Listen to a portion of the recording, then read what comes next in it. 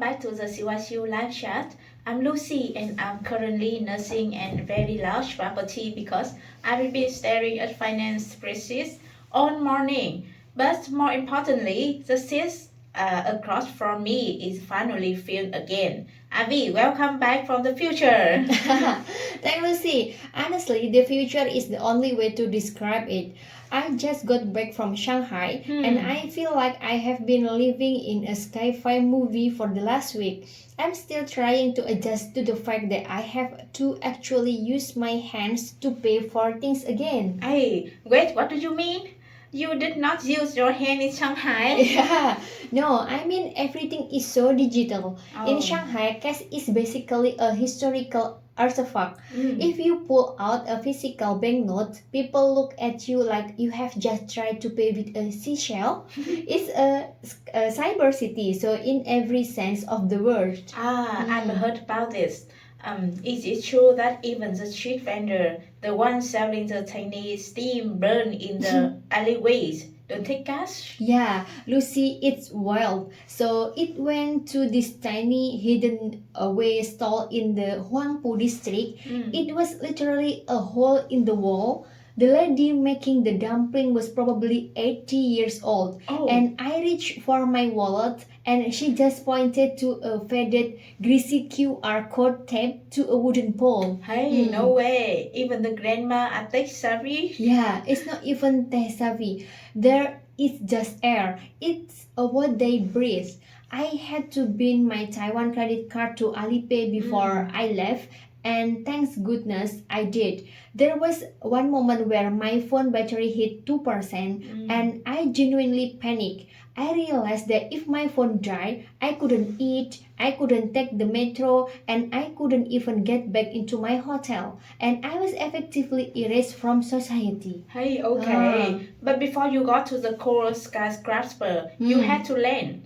How was the arrival at the Pudong airport? I've heard it's one of the biggest in the world. Yeah, oh Lucy, this is where the survival part of the guide really starts. You land, you tired, and the first thing you want to do is message your parent or check the map to the hotel, right? Standard procedure. Open WhatsApp, send an island text, and check Google Map. Yeah, and good luck with that. I turned on my phone and it was like I had entered a digital void. No WhatsApp, no Google, no Instagram, and I forgot that the Great Firewall is very, very real. I was standing in this massive sterile terminal and my phone was basically a paperweight. Hey, wait.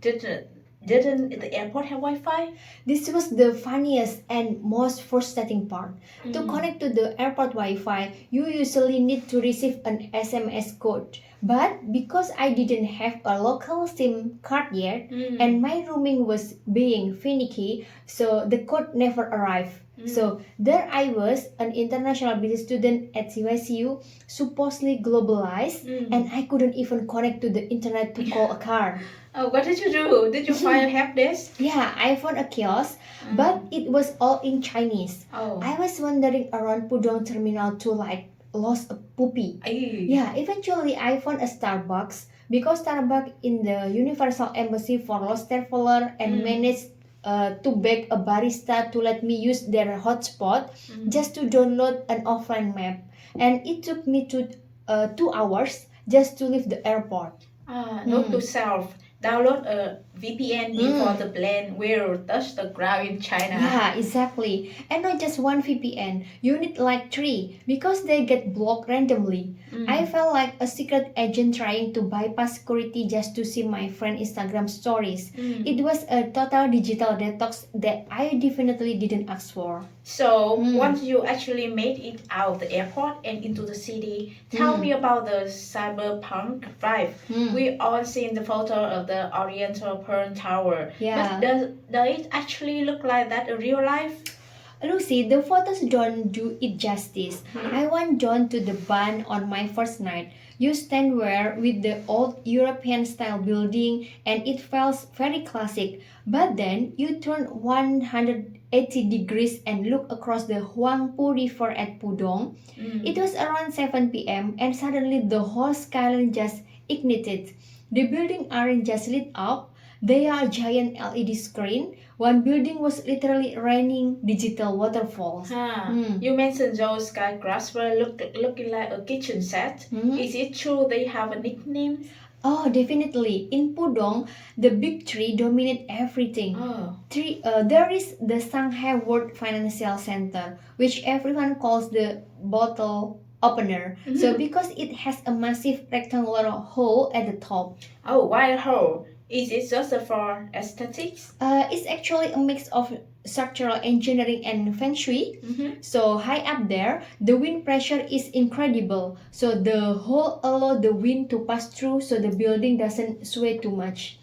So originally, the hole was supposed to be a circle, but people complained it looked too much like a rising sun. So they changed it to a trapezoid.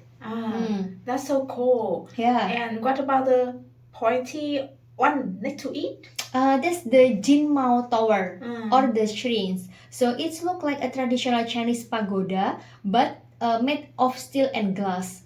It has 88 floors because 8 is the luckiest number. Then you have the Shanghai Tower, which twists like a giant glass dragon. So 120-degree twist reduces wind loads by 24%. So it's like the building are alive. Every curve and angle has a meaning, whether it's for luck or just to keep the building from falling over in a typhoon. So getting all that shopping bag back to the hotel must have been a struggle, right? Yeah. Did you just grab a taxi?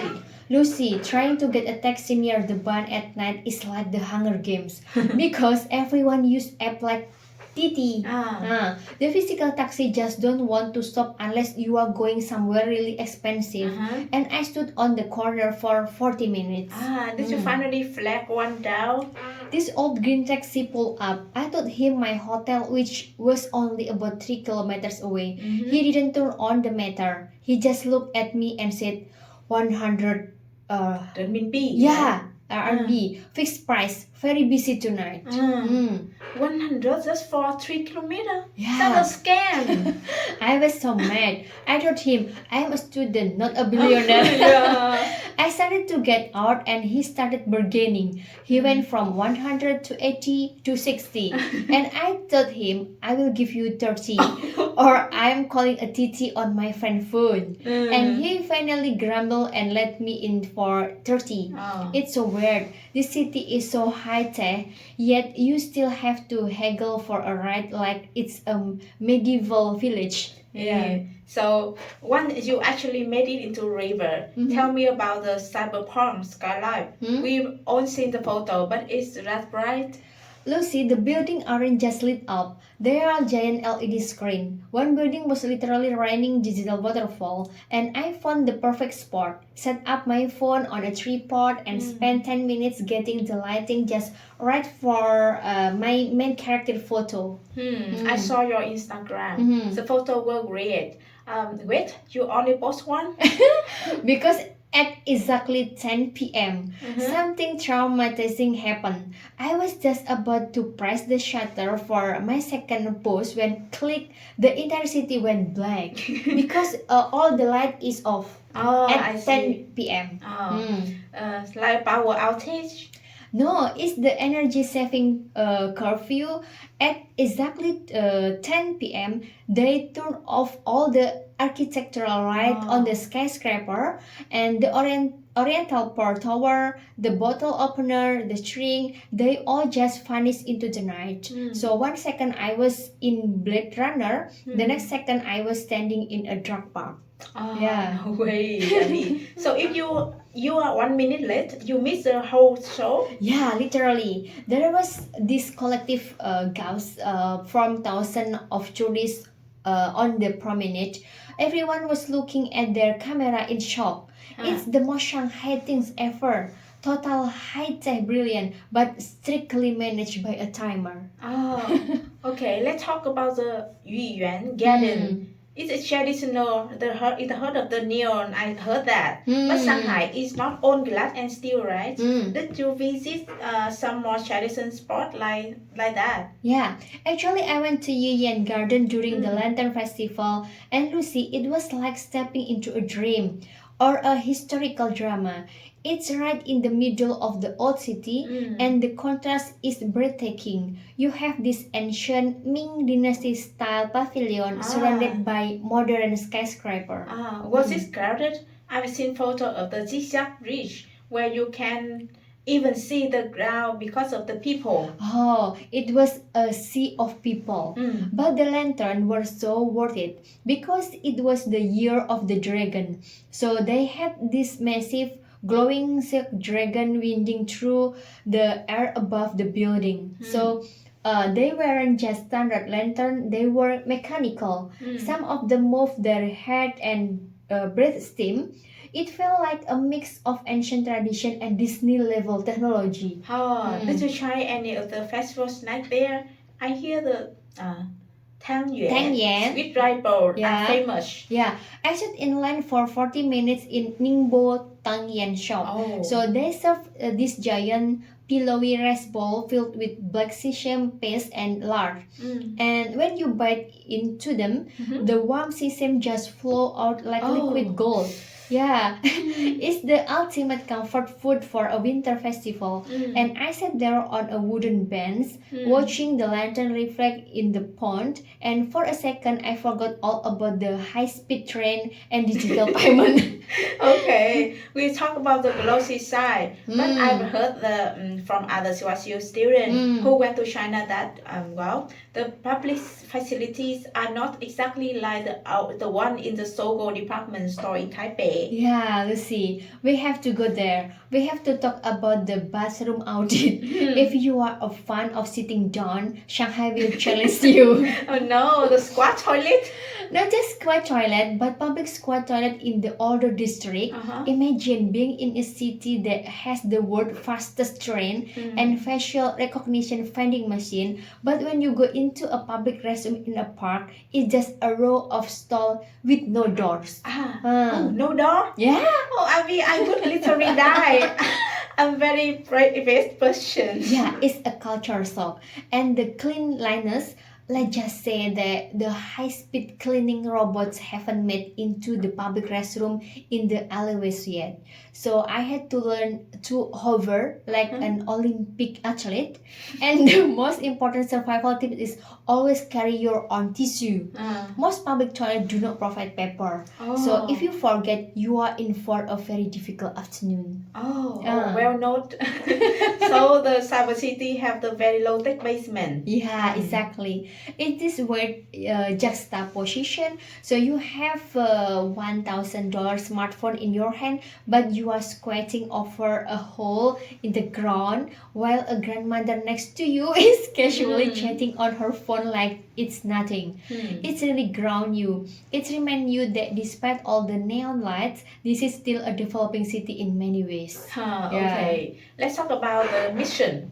Your guy mentioned finding the bed hidden dumpling in the alleyways. How did you find them? Yeah, I use an app called Tianping. So I found this place tucked away in a alleyway in the Jing'an district. So you walk past the Gucci and Prada store, turn left into a gray brick alleyway, and suddenly you are in different world. I ordered a Shengjiang Pao, the pan-fried ones with the crunchy bottom and hot soup inside. You mentioned the taste was seamless, but surely there were a moment where the cyber city glitched. Yeah, it glitches hard. You know, I'm deadly allergic to shrimp, right?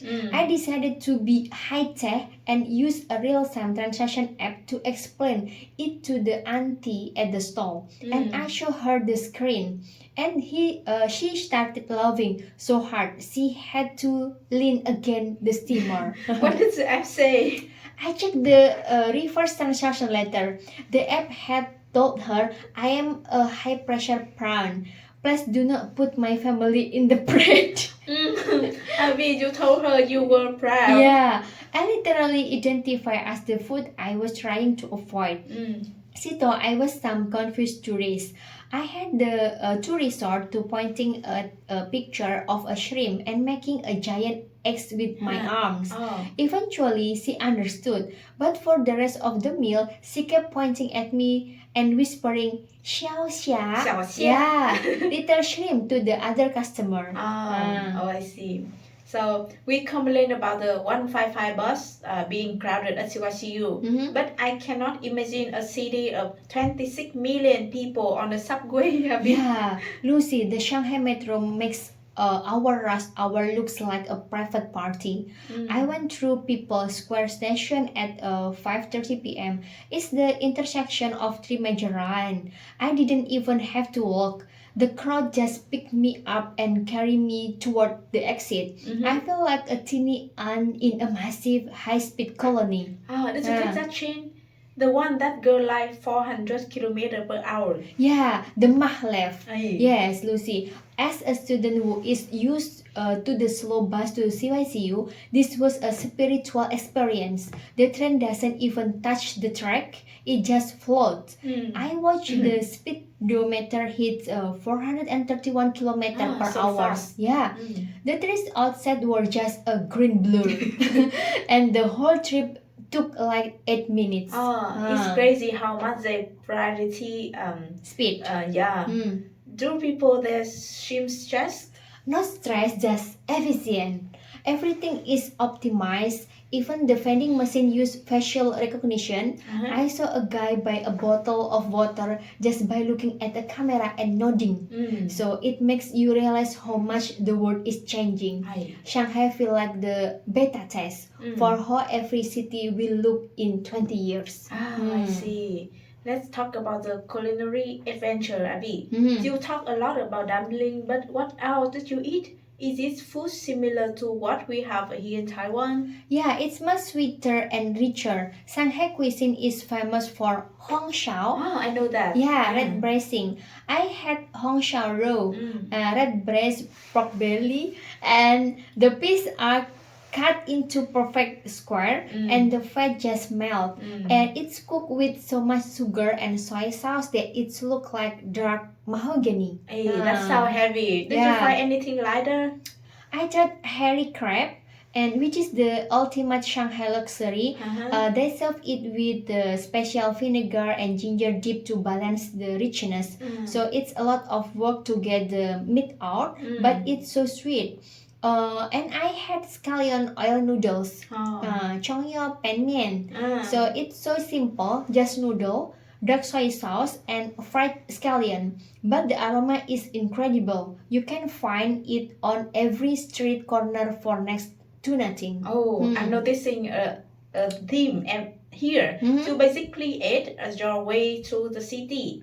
Yeah, it's impossible not to. Even at 11 p.m., you can find people sitting on plastic stool eating chuaner, lamb skewer, so covered in cumin and chili. So the street food culture is different from Taiwan. It's more about bold, spicy, and savory flavor from all over China. Yeah, I see. So I'm curious, Abby. Did you see any university student there? How does their life compare to our at CYCU? And do they have a midnight market? Or do they just live in the futuristic cafe? I walked past the Fudan University area. It's very different. While we have our cozy street food stall right outside the gate, their campus culture is very centered around study tech. So the cafe are full of students with noise cancelling headphones and multiple screens. It's very intense. Yes. Do you have a social life or it's just 24/7 cyber green? Oh, they definitely have fun, but it's more optimized. They don't really have the same messy, sprawling night markets we have in Taiwan. Instead, they have lifestyle hubs. So clean, organized area with high-end bubble tea chains and a theme study room. Okay. I think I miss our CYCURE store.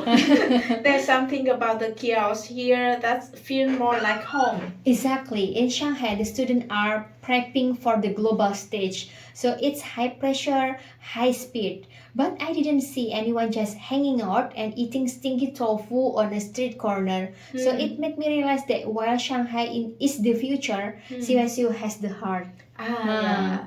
And well, Avi, the audit is officially closed. So chips are like, 10 out of 10 investment, but maybe 3 out of 10 for stress level during that airport Wi-Fi greasing, Yeah, right? honestly, I would do it all again. It teach you how to be resourceful. If you can navigate Shanghai without Google Map and survive the squat toilet of a public park, you can survive anything in your business career. Yeah, okay. So, yeah, I got everything about Shanghai, Avi. So now let's say goodbye to Bye audience. Bye bye. bye.